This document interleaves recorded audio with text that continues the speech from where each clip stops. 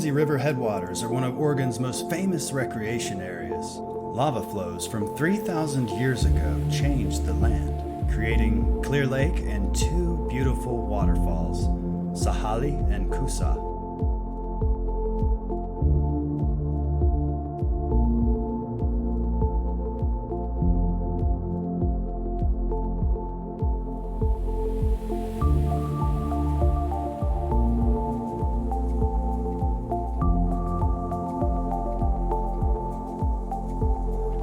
The forecast for the weekend was showing triple digits, so I was lured to Ice Cap Campground, which is known for its iconic restroom. It sounded refreshing, and with the name Ice Cap Campground, I figured my stay would be a good way to beat the heat. It's right next to the headwaters of the McKenzie River, which originates only a few miles upstream from the campground at Clear Lake. Campsite is awesome, very spacious. Features this wonderful stump here. I always like to see that my campsite has been raked prior to my arrival. You can definitely tell we're in a heat wave. You could feel the stifling heat waking up. There are 3 waterfalls along the McKenzie River, but it'd be like a 10-mile hike to see them all. Don't know if I'm up for that in this heat. Campsite is just right up there. Temperature drops way down. Once you come down here, it feels so nice. I already feel better with this fresh river air.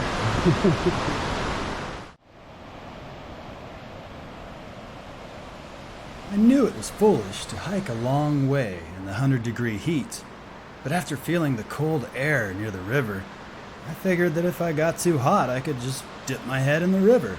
No sweat, right? Wrong.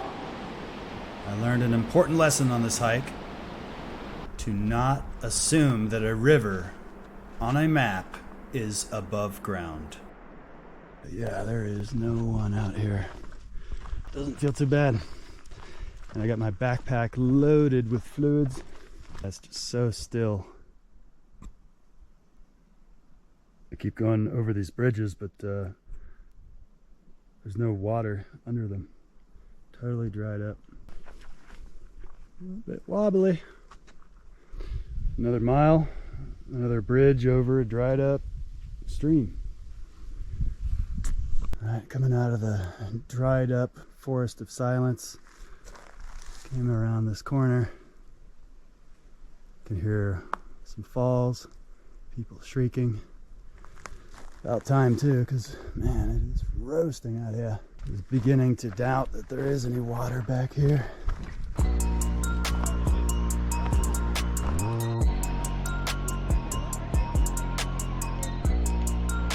This is where your teenage kids sneak away to when it's 100 degrees outside. Jump! Jump! Jump! They were shouting at me to jump. Jump! Jump! Jump! Jump! I almost had to call you and report that they were being naughty.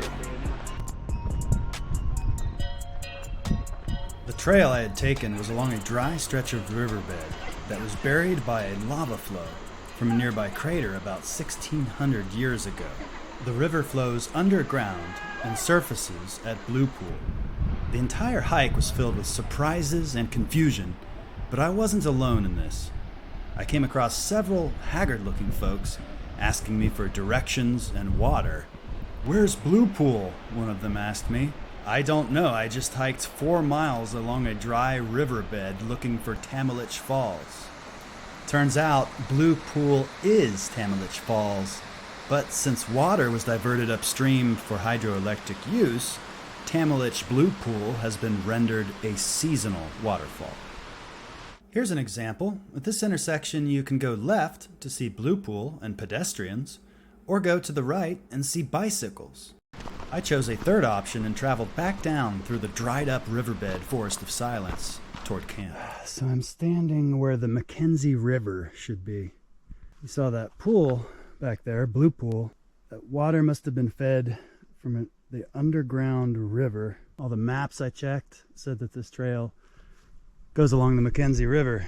When I look on the map, it says this is the McKenzie River, but it's underground.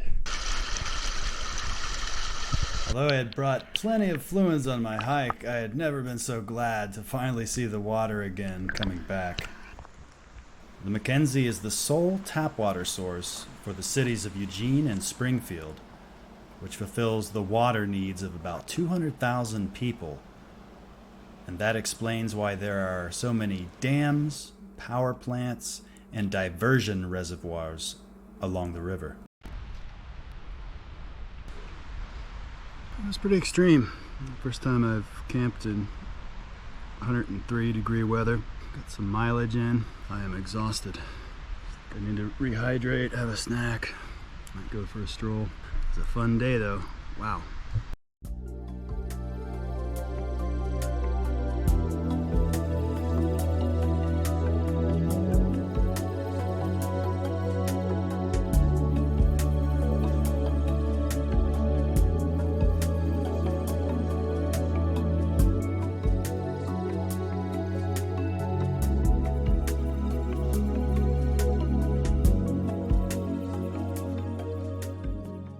You know what time it is.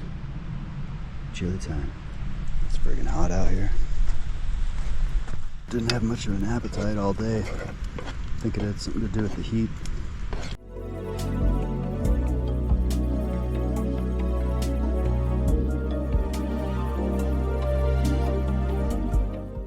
Doesn't seem quite as hot as yesterday. Neighbors had an extremely powerful lantern. I was just basking in its glow until they went to bed at like 10 p.m. So it wasn't too bad. Found some new shades. For the second day's adventure, I simply walked from Ice Cap Campground along the McKenzie River Trail in the opposite direction from the day before, where the river flows above ground and where you can visit Koosah and Sahalie Falls, which are considered geologic babies because their formation only happened about 3,000 years ago.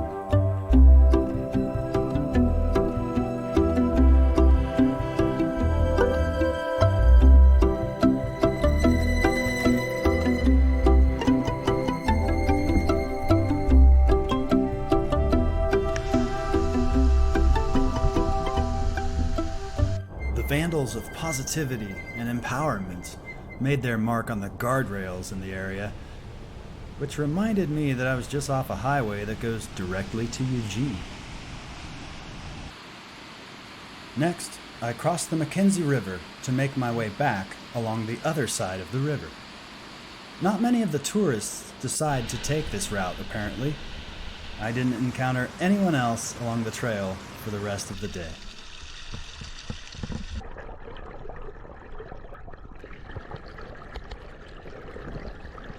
I was enamored by the pristine and bubbly jacuzzi flowing past me and had to consider how the river originates as the outflow of Clear Lake just a few miles north of here, which is why the river appears so fresh and so clean. Life, finds a way.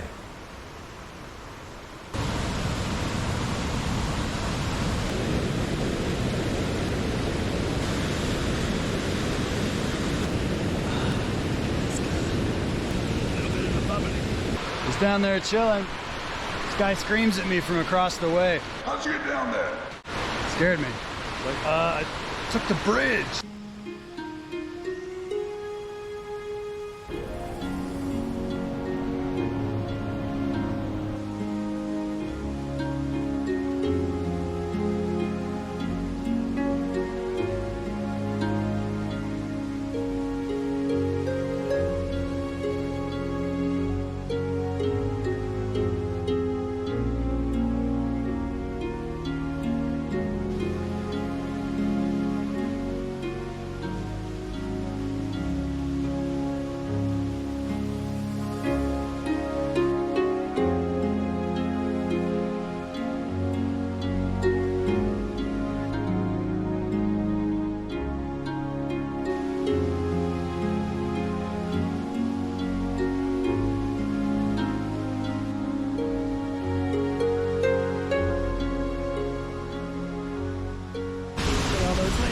is over there.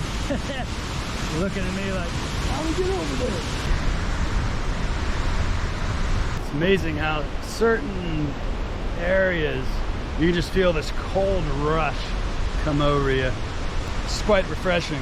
A big contrast to the experience yesterday, where this river is flowing underground.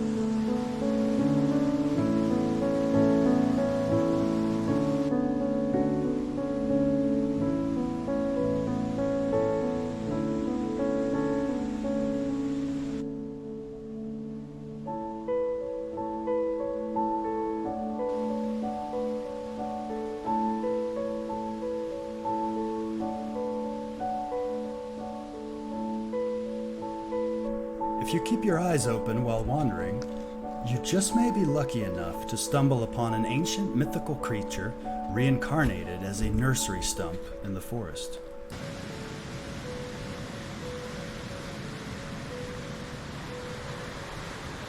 The McKenzie Headwaters are advertised as being wild and scenic, but this description only holds true for a relatively short stretch of the river. Sure is hazy. I emerged from the wild and scenic section of the headwaters and into the unsightly, man-made Carmen Reservoir that splayed out in front of me like a giant algae pool under the hazy, wildfire, smoke-filled skies. Beware, beavers are said to do their business in that marsh. If you hang around too long, you could contract beaver fever. You know me, I like the weird signs out at these recreation places. All around this reservoir, we got all kinds of weird signage. They're warning about the algae blooms. They're saying they're gonna fine you $10,000 if you go in. Danger, keep out. I like this one. No camping below. Damn. It'd be pretty intense to be camping and all of a sudden there's a flash flood. No private vehicles, no parking, but the gate is open, and down there's all kinds of touristy things like those signs about the marsh. Thanks for watching Wanderlust Max, and remember, time isn't holding up, time isn't after us. Same as it ever was. Into the blue again, into the silent water. Under the rocks and stones, there is water flowing underground.